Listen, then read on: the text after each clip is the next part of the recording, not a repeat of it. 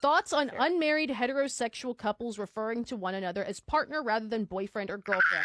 Oh my I feel God. like I've been hearing this more and more over the years, and I find it cold and informal.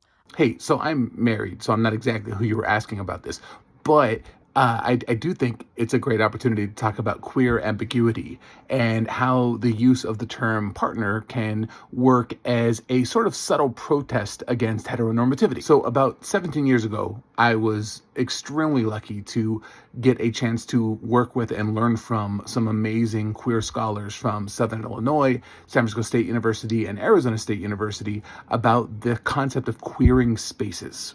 I'm going to try to make this as easy to understand and digest as possible. So the basic premise is that most spaces in Western culture are assumed to be heteronormative, heterosexual environments. And as a result, there's a very intense pressure that people will feel to conform to those heteronormative standards simply by existing in that space. And so when a queer identity enters into that space, there's an almost metaphorical violence that is put upon them if they want to exist as they are, right? If they don't want to give in to that conformity. And so part of the scholarship we were doing was discussing simple and easy things you can do in a space to queer that space, right? To remove the threat of that metaphorical violence from harming people. And I should add that while I'm saying metaphorical violence, that's just usually how it begins. It often will turn into actual,